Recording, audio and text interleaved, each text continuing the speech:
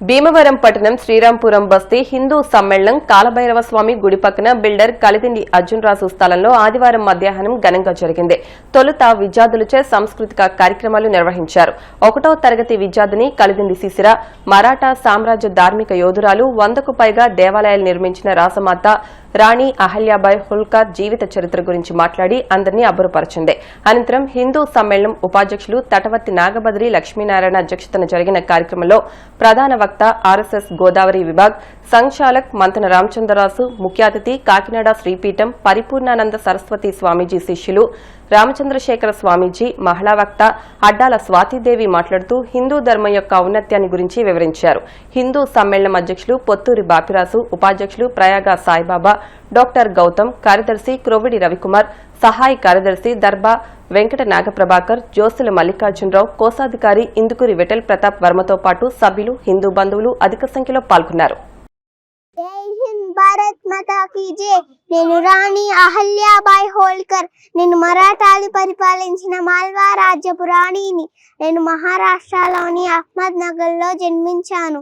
నా భక్త ఖండేరావు హోల్కర్ మరణించిన తర్వాత ఆ మాల్వా రాజ్యపు సింహాసనాన్ని అధిష్ఠించాను. నా మామగారు మల్హర్రావు హోల్కర్ రాజనీతి, యుద్ధనీతి నేర్పించి రాజ్య పరిపాలన అప్పగించారు.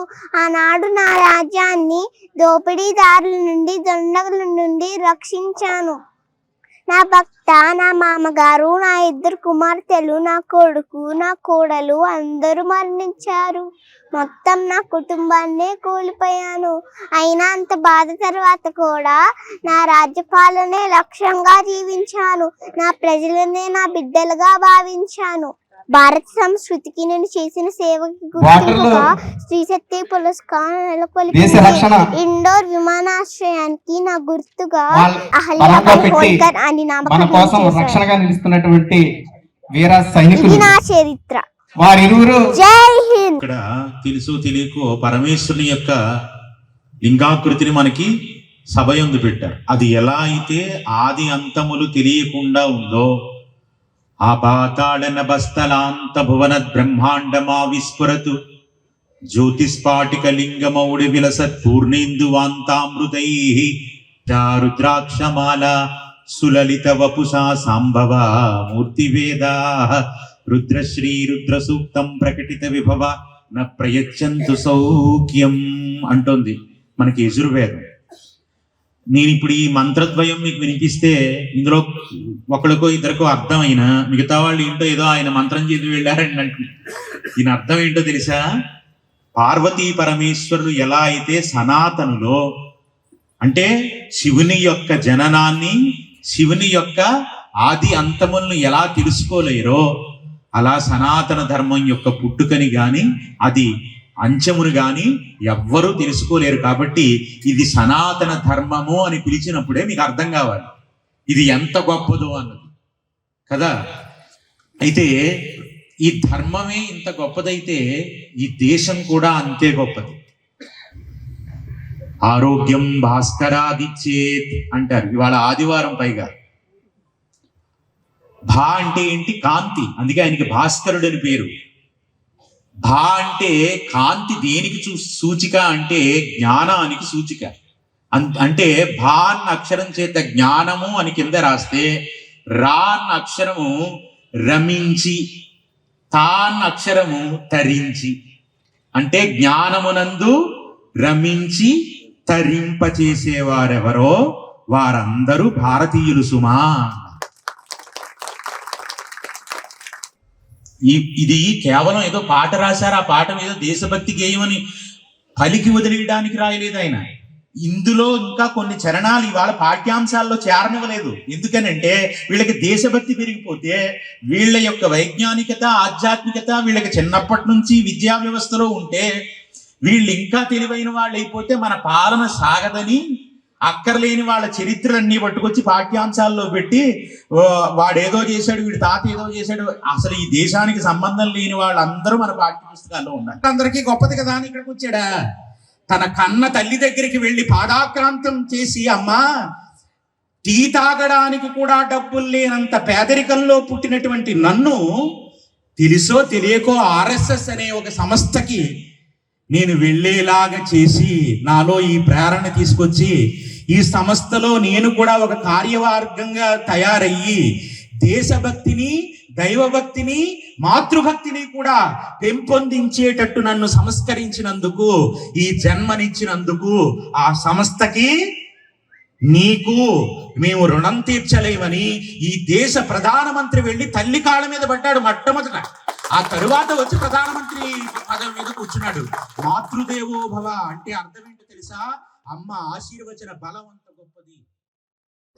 అయితే ఆర్ఎస్ఎస్ తన శతాబ్ది ఉత్సవాల్లో భాగంగా హిందూ సమ్మేళనం అనేటటువంటి కార్యక్రమాలు దేశవ్యాప్తంగా 1,00,000 వరకు పూర్తి చేసి దేశవ్యాప్తంగా ఉన్నటువంటి హిందువులందరినీ కూడా సంఘటితం చేసి సంఖ్యాబలాన్ని నిరూపించుకునే విధంగా ఒక చక్కని లక్ష్యాన్ని సంకల్పం చేసుకుని ప్రారంభించడం జరిగింది. చాలా సంతోషకరమైన విషయం ఏంటంటే ప్రతి బస్తీలో కూడా, ప్రతి చోట, ప్రతి ప్రాంతంలో కూడా చాలా వైభవోపేతంగా, ఎంతో జయప్రదంగా ఈ హిందూ సమ్మేళనం కార్యక్రమాలు చాలా అద్భుతంగా జరుగుతూ ఉన్నాయి.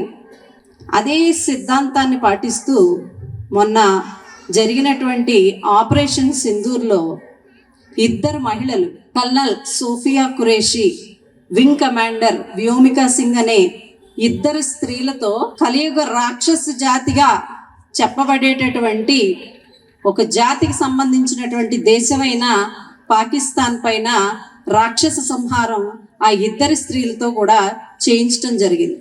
కాబట్టి భారతీయుల యొక్క సిద్ధాంతం అప్పటికి ఇప్పటికీ ఒకే మాదిరిగా ఉంది.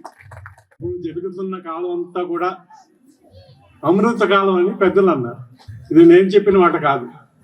స్వామి వివేకానంద ప్రపంచ పర్యటన చేసిన తర్వాత వారు కల్పన చేశారు, మరలా రాబోయే గొప్ప కాలం, ఆ కాలంలో భారత మాత తిరిగి రత్న ఖచ్చిత సింహాసనాన్ని అధిరోహిస్తుంది అని వారు అప్పుడే కల్పన చేశారు.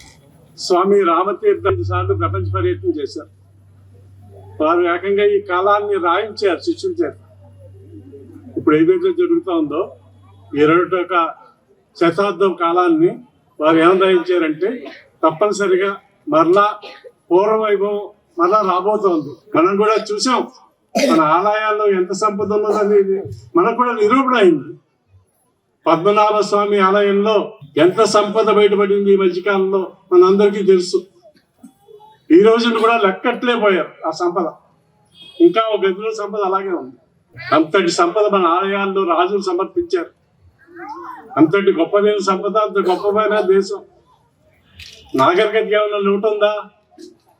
ఆ రోజుల్లోనే మనం చదువుకోవడానికి ఈ రోజు మన పిల్లలు విదేశాలకు వెళ్తున్నారు.